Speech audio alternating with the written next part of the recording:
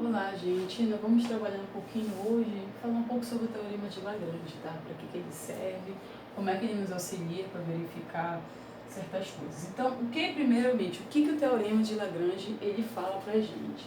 Bom, ele diz o seguinte, que se a gente tem, a gente tem aqui um grupo finito. Tá? Esse grupo ele tem que ser finito, ou seja, o número de elementos, a ordem dele tem que ser finita, o número de elementos dele tem que ser finito.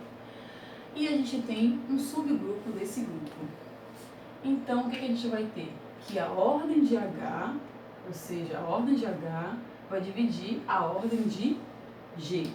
Ou seja, em outras palavras, a gente vai conseguir ter que a ordem, a gente vai representar assim a ordem de G, a ordem de H, ela divide a ordem de G, né?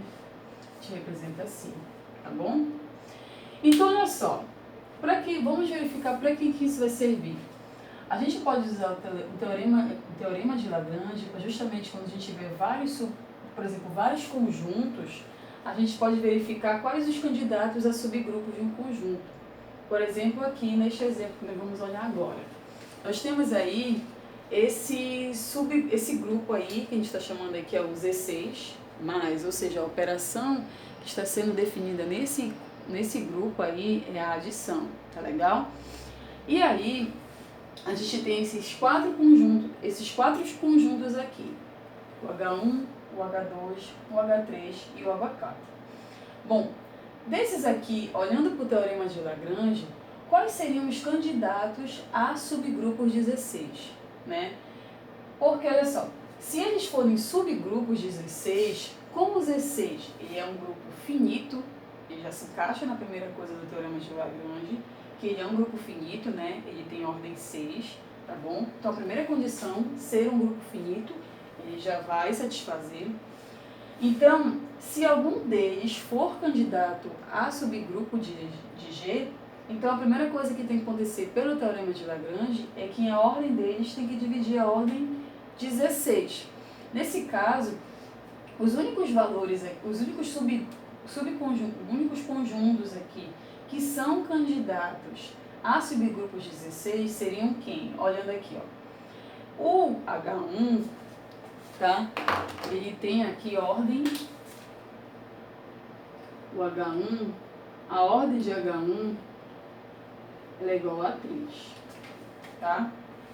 A ordem de H2 ela é igual a 2, ou seja, o número de elementos que tem aqui. A ordem de H3 aqui, ó, de H3 é igual a 4. E a ordem de H4, vou botar aqui embaixo, tá bom? A ordem de H4 é igual a 5 elementos, ou seja, é igual a 5. Aí vamos lá, a ordem de Z6. Bom, o Z6 ele tem 6 elementos, né? Vamos listar aqui quem é Z6.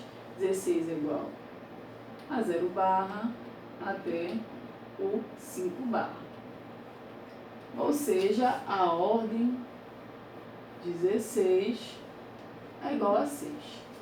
Então, pelo Teorema de Lagrange, os únicos que são candidatos a subgrupos, se a gente, por exemplo, se perguntar assim, quais desses são subgrupos 16?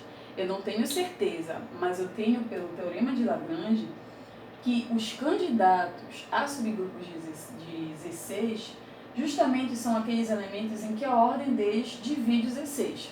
Então, por exemplo, aqui, os que são candidatos a subgrupos 16 são este, ó, é esse daqui, é o A. Por quê? Porque a ordem dele divide 16, tá bom?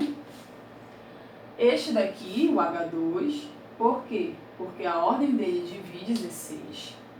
E esses outros aqui? Bom, quando eu pego 4 e divido por 6, não dá um valor exato.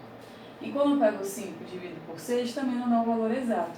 Então, o H3 e o H4 com certeza não são subgrupos 16, porque se eles fossem, pelo Teorema de Lagrange, a ordem de a ordem de H3 e de H4 teria que dividir a ordem de 16, isso não vai acontecer aqui. Então, a gente já descarta esses dois aqui. Então, olha, os candidatos aqui a serem subgrupos 16 são o H1 e o H2. E aí vocês podem testar e verificar quem de fato vai ser subgrupo 16. Se vocês olharem aqui, olha, olhando só primeiro para cá, ó, vocês já podem verificar aqui que o H1 ele não vai ser subgrupo porque não tem um elemento neutro dentro dele. Então, que no caso o elemento neutro 16 é 0 barra e aqui ele não tem. E aí vocês podem testar o H2 e verificar se ele é ou não subgrupo 16, tá? Então, olha só, gente, para testar o teorema de Lagrange, vocês podem fazer isso. Se vocês quiserem verificar, vocês têm um grupo finito, olha só, vocês têm um grupo que seja finito, primeira coisa do teorema de Lagrange, e vocês têm vários conjuntos lá, e aí na questão pede para verificar se esses conjuntos, eles são subgrupos, né, deste grupo finito. A primeira coisa que vocês veem é olhar teorema de Lagrange. Bom, se eles forem, a ordem deles tem que dividir a ordem do grupo. E aí você já aplica o teorema de Lagrange. Bom, já para não perder tempo, né, testa, vê quem vai dividir. E aí vocês vão vai eliminar candidatos para vocês poderem verificar se os outros serão ou não subgrupos do grupo. Então, uma outra coisa, não é porque eu tenho subconjunto, eu tenho conjunto que divide a ordem do grupo que ele vai ser subgrupo subgrupo do grupo. Não, não é isso, ele vai ser candidato, tá bom? Só que é o seguinte, se ele for, de fato, a ordem dele tem que dividir a ordem do grupo.